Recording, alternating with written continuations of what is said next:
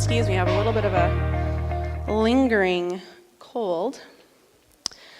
But I want to talk this morning about love and how it relates to power and self-control.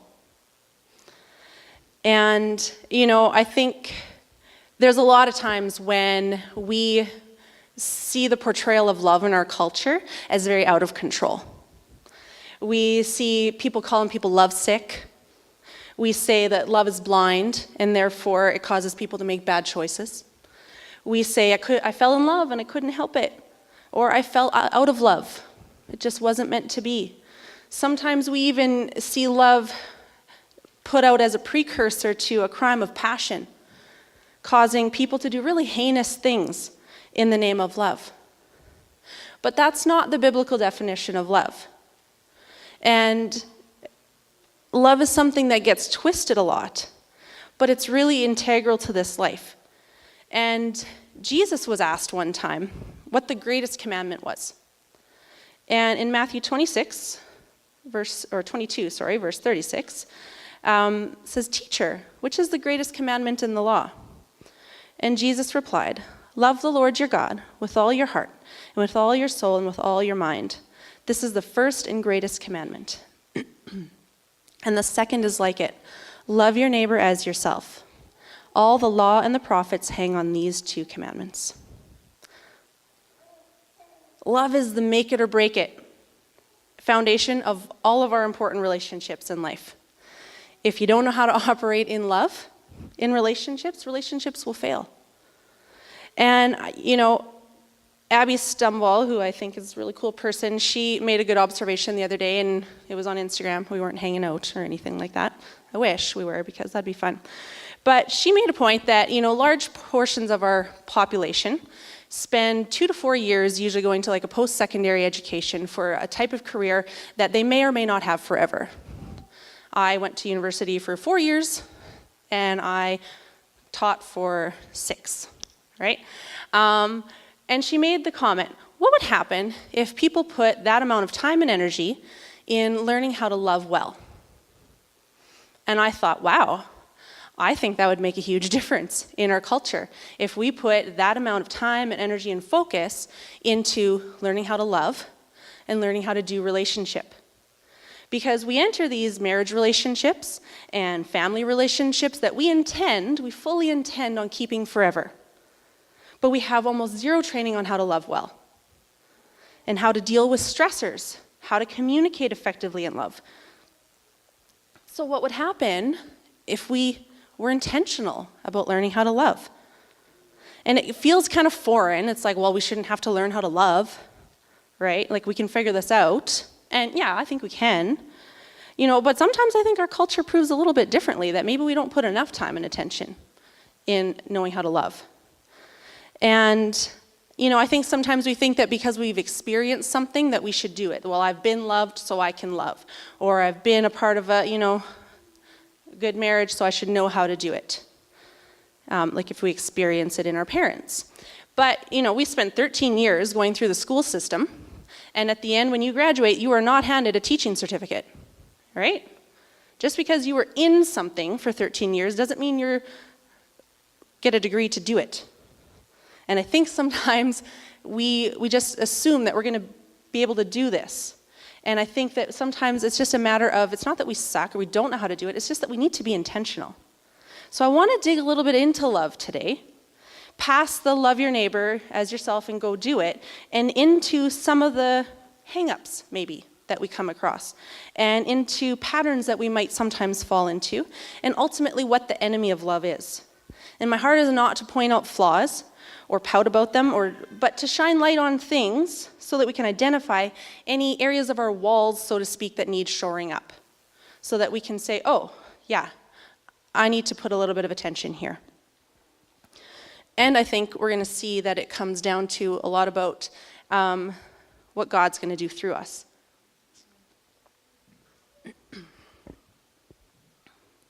So, what we need to establish first is that powerful people can keep their love on no matter what. Powerful people can keep their love on no matter what. And that keep your love on is kind of a coined phrase a little bit by Danny Silk, and you're going to hear me refer to him a few times because he did write a book called Keep Your Love On, and it's really good.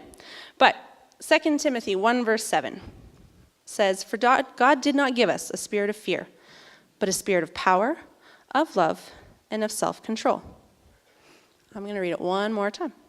"For God did not give us a spirit of fear, but a spirit of power, of love, and of self-control." So right here we see that these are all linked. Love, power, self-control. Okay? In my own walk with the Lord, I've realized that most of what I feel like I'm missing out on, or that I'm not seeing the fruit of in my life, is not because I don't have something. It's because I don't know that I have it. It's because I don't know who I am. It's not because I need to strive more or unlock a secret code or some progression of spiritual acts. It's that I need to learn what God says about me, His promises, His provision. And then I need to draw on that account. It's like that cliche money in the bank. $1 million does you no good in the bank if you don't know it's there and you don't have a debit card. Okay? When God says something about us, we need to start recognizing that it is money in the bank. So I lived a lot of my life out of fear and thinking that I need to conquer fear. But in reality, I needed to grab a hold of the fact that God did not give me a spirit of fear. He gave me a spirit of power, of love, and of self-control. That means I already have access to all of those things. It's also interesting to me that this verse contrasts fear with love, because I always feel like it was portrayed in culture, or at least growing up, that hate is the opposite of love, right? But it's not. Fear is the opposite of love. Fear is the enemy of love. Love, in the same regard, then, is the antidote to fear, because perfect love casts out fear. These are two opposing kingdoms, and they can't coexist. And so within this context, I want to look at the differences between powerful people and powerless people, and how we operate in regards to love and relationships. So if we first look at what the Bible defined as powerless, is the defining driving force of a powerless person is anxiety. Because life is scary if you feel like your life is out of control. And so what happens then is when we feel powerless, we start to need other people to deal with our fear. We need them to protect us. We need them to make us happy. And so what happens is we will, in some way, resort to control and manipulation to get our needs met. And so it might look really passive, or it could look aggressive, or passive-aggressive in between. But at the root of that is still fear. And so I think that many of us can identify with the three main characters that Danny Silk outlines in Keep Your Love On, because they're fairly common responses to this fear in relationships. And I know that I've been all three at different points in my life. When we're the victim, we're looking for people to make us feel safe and happy and secure. When we're operating as the bad guy, we're using intimidation and control to feel happy, safe, and in control. And when we're the rescuer, we're taking responsibility for other people's lives so that we can feel control and value. A little nod of your head if you felt like any one of those three. Mostly because I need to take a drink. Okay? So that's what happens, is sometimes we develop these really unhealthy patterns of exerting mutual control over each other. We say, I want you to make me happy. That's your job, make me happy. And it's my job to make you happy. That's a whole lot of weight on a person, right? To try and make somebody else happy. A powerful person, in contrast, though, knows that their only job is to control themselves. Okay? They adopt the mindset of, I can't control other people. The only person I can control on a good day is myself. That's on a good day. Okay? Powerful people take responsibility for their lives. And they require other people to take responsibility for their own lives, which is not always a popular position, right? The only option a powerful person will give a powerless person is, okay, well, what are you going to do? Here's some ideas on how you can be powerful and take responsibility and control yourself.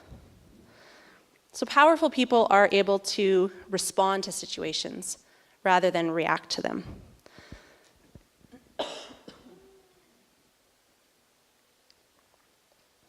So hands up if you're familiar with the whole concept of fight, flight, or freeze. Okay, like kind of our innate response to threatening situations. Now, fight, flight, or freeze, it's like a tongue twister. Fight, flight, or freeze is kind of like a primal instinct in us that serves us really, really well if we are being chased by a bear, right? You want those instincts to kind of kick in if you're faced with a bear in the woods. They don't do so well, though, for us when we're in relationship, but yet we still sometimes operate out of them.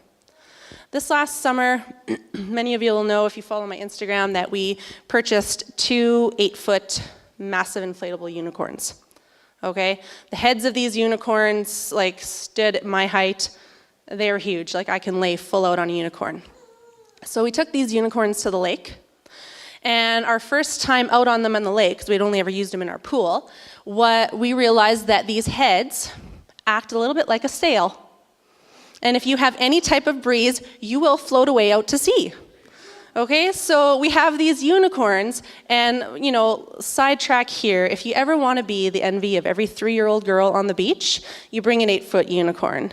They were coming up to us, they were asking to take pictures on the unicorn, they were whispering, I just love your unicorn. You're so lucky. They loved the unicorns. Now, because I had, witnessed this sail effect to the unicorn head, I told my kids, okay, new rule, you're good swimmers, but if you go on the unicorn, you have to wear a life jacket, because I don't actually know where you're going to end up, okay? We don't have paddles on these unicorns, we're kind of limited here. So get to the beach one morning, and Dean was still cleaning up the campsite and coming down to meet us, and I don't even think Kai was there. So, excuse me. The unicorns are there, I'm setting up the blanket, and before I realize it, Hannah has hightailed it into the lake and jumped on a unicorn without a life jacket. And it was a breezy day, and so she is sailing out to sea, or to lake, and she's gone, she's going, and she's panicking. She is in fight, fright, or what is it? Fight, flight, or freeze. Okay, so she's panicking.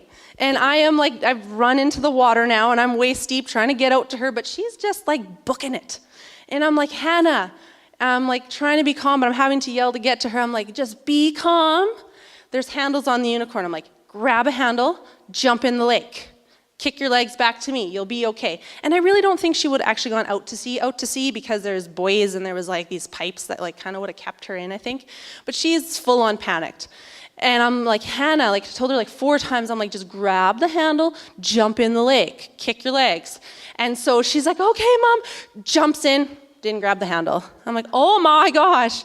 So now I'm not too concerned at this point because she knows how to swim. But nope, she doesn't anymore. She's forgotten 5 years of swimming lessons. So she's in the water and she's whoa, drowning. And I'm oh my gosh, I'm Jesus, please save my child. So I'm trying to swim out there, and I did not have swimming lessons ever in my life, and so I'm trying to rescue my child. And then seaweed touches her foot, and then she panics some more. And it's just a gong show. Nobody's helping us. They're concerned about the unicorn floating. Now the unicorn's gone, and it did hop the barrier, and it's out into the rest of the lake. And I'm Hannah, I'm float on your back, right? I'm at least do that, float on your back. So I get to her, and she's now drowning me. And I'm and then my foot touches seaweed, and I'm panicking a little bit. And so she's drowning me, and I'm Hannah, and I'm just float on your back, please. So eventually, she gets calm enough to float on her back, and I grab her by the shirt and I haul her into shore to where I can stand. And we survive, and everyone's not concerned about her. They're don't worry, we'll get the unicorn, we'll get the unicorn. And I'm please, just leave the stupid unicorn. Oh, but no, there's other children, and I'm now other children are risking their lives to get to the unicorn. And eventually kayakers came, and grabbed the unicorn and hauled it back. And I'm like, thanks, but I had a paddleboard. I was going to go get it, but thank you, thanks. So it was just an ordeal. It really was. And I feel like, though, it shows us a few things about fear. Fear can make us do really stupid things. Okay? When we partner with fear, we just kind of hand over our brain and our control, and we say, here you go. Okay? People operating in fear are rarely operating in self-control.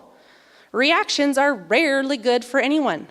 Okay? i.e. drowning your mom who is trying to save you. Had she just calmly done what I had instructed, she would have been fine. Okay? But so just because fear can feel instinctual or normal to us doesn't make it right. Doesn't make it healthy. Okay? We need to learn to respond rather than react. And the thing about responding is it requires us training ourselves. It requires training our minds to think, our will to choose, and our body to obey. I'm sure Jeff could tell us lots about training himself to respond in threatening situations, right? Because military and police can't just react in situations.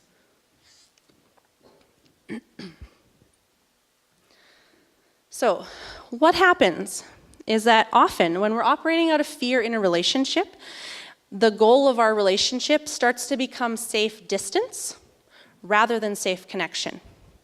And it's rarely intentional.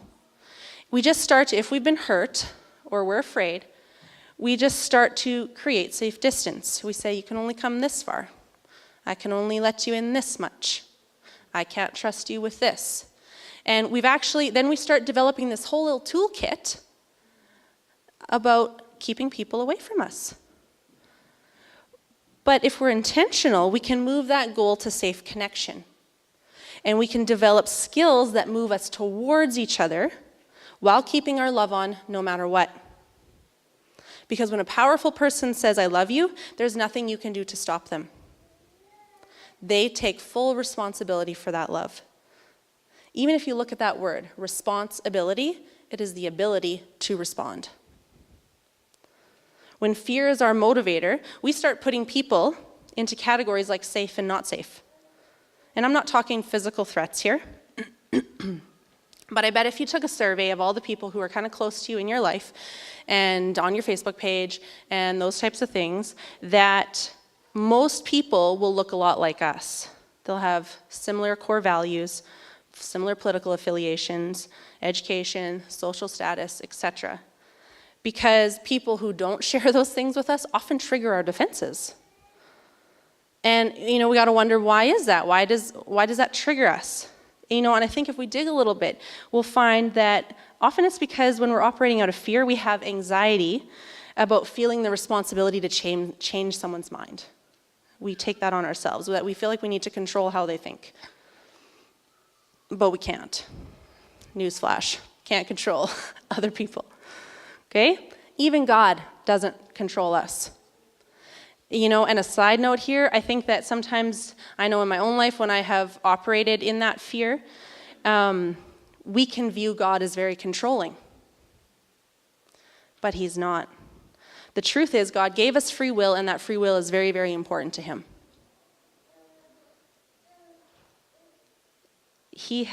There was 2 trees in the garden. He's given us a choice. We always have a choice. Danny Silk writes that God actually relentlessly pursues us, closing the distance and repairing disconnection that we created. His love is fearless.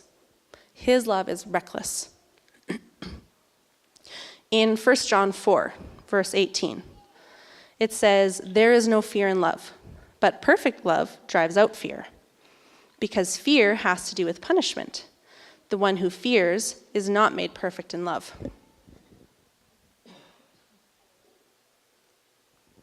So again, we see that fear and love being contrasted. If we choose to partner with love instead of fear, it will displace fear in our lives because there's just no room for both. We need to have a no-tolerance policy about fear and punishment in our relationships.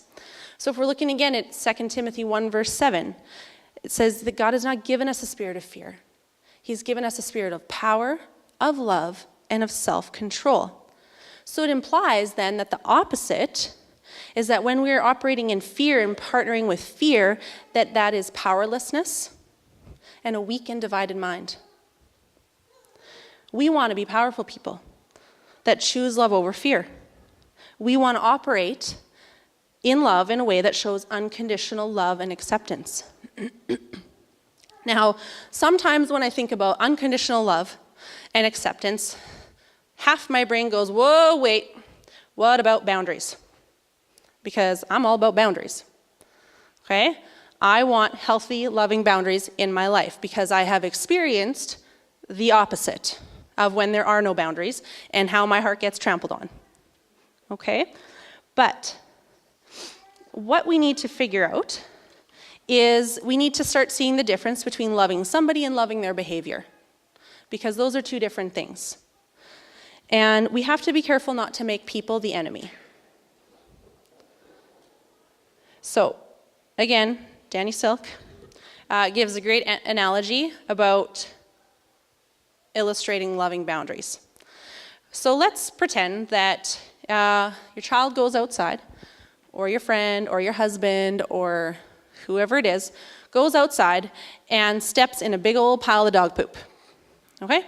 And it stinks. It's like Mastiff kind of dog poop, like a big dog, okay? Right, Lindsay? Yeah. Okay, so there's dog poop. And, let's make it even worse. Let's say you asked them the day before, please clean up the dog poop. That's your job. And they didn't. And then they stepped in it. Now, we're also going to pretend that in this hypothetical situation that we are American. And that when you walk in the house, you don't take your shoes off and you just wear your shoes around the house, okay? We all clear? American, dog poop. Okay. Americans, no, that could get bad. All right. So your child comes to the door and they're just like ready to waltz in. And I mean, if you've been in my house, I have white floors. I'm like, you can't come in my house with dog poop all over your shoe? Okay? Now, I say I love you. But if I don't want you to come inside and be with me, like that's my heart, is I want you to come inside. But you got to deal with that mess first. And then the child says, but no, if you love me, you will let me in. And they freak out and they flip out and maybe they start trying to push their way in and they force their way in. But we control who comes inside our house. And so I am not controlling my child or my spouse or my friend or my coworker, but I am controlling who comes inside my house. And you are welcome inside my house, but you got to take that poop off your shoe. Okay? And that's how it is with our hearts and our lives and our inner circles. We want people to come into connection with us. But in order to come into connection with us, you do have to clean up your mess. And that doesn't mean we don't love people who are in a mess, right? It doesn't mean that we don't walk them through their mess. That's not what I'm saying at all. But when your mess starts to muck up my heart, you can't come in and do that. So, the powerless mindset does often default to if someone doesn't love my behavior, they don't love me. And that's something that we need to switch. It's something that I even deal with my own kids. Like when they're like freaking out and calling me names and screaming, I hate you, and I say, I'm going to go outside, have a cup of coffee while you do this. And they're like, you can't leave me. You love me. You should stay with me. And I'm like, I love you, but I don't have to love your behavior. I don't have to sit here and have insults hurled at me. So, we've kind of painted two opposites, powerful and powerless. I know my desire is to be in that powerful, loving camp. I know that I have not always been in that camp. I know there are areas of my life where I'm still not in that camp. Okay? And loving like that seems like a really tall order. And it's, especially tough if there are parts of ourselves that we don't like or love, if we don't love ourselves. Okay? But as I was processing this, I kind of remembered this class that I had taken in university. It was on moral education. And I don't often remember like an hour segment from 16 years ago, but this one impacted me. And we were talking about what creates resiliency in children and eventually adults to put them in a place where they can withstand stressful situations. So that's what I'm meaning by resiliency. And because it was so long ago, I just looked it up again, all the research, and there's stuff from Harvard, etc. And the most common factor for developing this resiliency is having at least one adult who shows them unconditional love and support. Just one. One adult to show somebody unconditional love and support is the main contributing factor to being resilient. So love is really powerful. And some of us might stress out that maybe we didn't feel like we had that growing up, that we're left out in that way, but we're not. Because we all have access to the most perfect love, the love of our Daddy God. We have a Father who loves without fault, who provides, who protects, who has a solution for our literal every need. We have hit the parental jackpot. Okay? So I agree that this goal to be a powerful person who keeps their love on regardless can seem super lofty, and out of our own strength, I think it likely is. But when it flows out of our experience of being loved so well, it can become an overflow. John 15 is, a really famous chapter on love. Jesus says, "As the Father has loved me, so have I loved you. Now abide in my love." The word for love there is agape love. It's the highest form of love. It's selfless. When I was looking up in the Blue Letter Bible, one of the descriptors was love feasts. And I just thought that was such really cool imagery, that Jesus is saying, just as the Father loved me, I spread out this love feast for you. Come. When we look at that word abide, it means never departing, becoming one with. Earlier in this passage, Jesus is talking about the vine and the branches. We're to completely graft ourselves in to the love of the Father. A branch draws all sustenance and life from the vine. Apart from the vine, there is no life. And Jesus is telling us to become one with God's love, to never depart from it. Never leave it. Draw everything from God's love for you. In verse 10, it continues, "If you keep my commands, you will remain in my love, just as I have kept my Father's commands and remain in his love. I have told you this so that my joy may be in you and that your joy may be complete." After I read that verse, I kind of wonder if that's where sometimes we get our works mentality of if I like to get love, I need to obey a list of rules. But we have to be careful to read all the way through. He's saying that if we want to abide and become one with God's love, then verse 12 says this, "My command is this." Oh, well, that's simple because he says, okay, obey my commands. Oh, there's my command. Right there, not hard. Love each other as I have loved you. So if you want to be one with my love, love each other as I have loved you. 13, greater love has no one than this, to lay down one's life for each other, or for his friends, sorry. You are my friends if you do what I command. I no longer call you servants, because a servant does not know his master's business. Instead, I have called you friends. For everything that I learned from my Father, I have made known to you. You did not choose me, but I chose you, and appointed you that you may go and bear fruit, fruit that will last, and so that whatever you ask in my name, the Father will give you. This is my command. Love each other. So God's plan for us is that we be grafted into his love, that we know and experience his never-ending love, his all-sufficient source of life. When we tap into that, when we abide in it, when we dig in, soak it all in, get cozy in it, we will love others like we've been loved. Just like Jesus knew how to love because of his experience with the Father's love, he's making it known to us. He even says these commands aren't because you're servants. No, a servant doesn't get to know what his master's up to, what he's all about. But you're my friends, and I'm letting you in on it all. If we let ourselves experience this love, the fruit of our life will be amazing. It'll be stuff that doesn't perish. It'll last. It'll open us up to every resource in heaven because he says, whatever you ask in my name, the Father will give you. That sounds like a pretty sweet deal to me. And we can see God just kind of weaving this all throughout Scripture. And that verse in 2 Timothy is a reminder from Paul about the Spirit that we've been given. God has never required anything of us that he has not created a provision for. His grace enables us. There is so much more the Bible has to say about love. I've just picked out like a couple that I was reflecting and pondering on this last while. More than I could, there's just so much in there. None of us could ever touch on it all in one session up here. Okay? But he's called us to love like he loves us.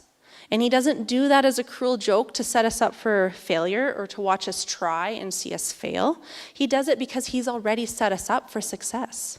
He's already made the plan. In John 13, verse 34 and 35, a new commandment I give you, love one another as I have loved you. So also must you love one another. By this, all will know that you are my disciples, if you love one another. So he's got a lot riding on our ability to love one another. We're his representatives here on earth. So our relationship to Jesus, that grafting in of loves, is going to show up. Husbands, in the way you love your wives. Wives, in the way you love your husbands. Parents, in the way you love your children. People, how you love your friends. Church, how we love those who don't know him yet. It's my hope that we can look at all of this and maybe get a bit of clarity at where we're at in that. Maybe we realize that, fear is the driving force in some of our relationships. Don't despair. Go back to the root and surrender. Surrender to the love of the Father who wants you to be fully grafted into his love and fully provided for. And maybe some of us are at a place where we have experienced the love of God, but we don't see ourselves walking in power. And so it's time to grab a hold of what God has said about you and live it out. He's given you a spirit of power, of love, and of self-control, so you need to start expecting that of yourself. If your fruit doesn't look like that, don't be afraid to look at the root. Because if we're using that analogy of the vine and the branch, I think it's possible that some areas of our life are drawing from another source. So it's okay to look for that root, check it out, and then just transplant that into the love of the Father. Just because we don't have to work for God's love doesn't mean we don't have to work it out. And what I mean by that is that we have to learn what it looks like to surrender. We have to learn what it looks like to rest in it. We have to train ourselves to draw from it when it sometimes feels easier to draw from other temporal things like the opinions of others, exhilarating experiences, or any of the things that humans are known to medicate with. Sometimes it just seems easier to draw from those things. But we just need to be intentional to draw from God's love. So I guess what I'm really saying is that if we're stepping into power, love, and of self-control, it's going to require us to be intentional. It'll require us to choose love over fear. It's kind of like the word God gave us last Sunday with the parting of the Red Sea. He is doing all the heavy lifting. He's doing all the big work. But, there's always going to be a part that we have to play, like Moses holding up the staff. So there's always going to be a part that we play in this. So I just want to pray. Lord, we just want to stand before you right now, and we say that we're going to be the powerful people that you've created us to be.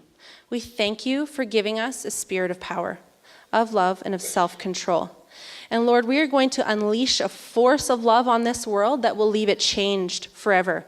And so we surrender to your love right now, and we thank you for how relentlessly you pursue us, for how reckless your love is. Lord, where we have any lies or hurts, God, that are just hindering us from tapping into your love, Lord, we just pray, Lord, just like that song says, that you would kick down those walls, God, that you would just light up those shadows, God, and that you would just set us free, because, God, just the reality is that we are already free. So, God, I pray that you would just lead us into that encounter, into that place where we tangibly know what it looks like to rest in your love and to be powerful people that take responsibility for our lives and who choose to keep our love on towards people, who choose to love people regardless of the mess they're in. And we just thank you for that, God. And we just pray that that love would just be unleashed on our city.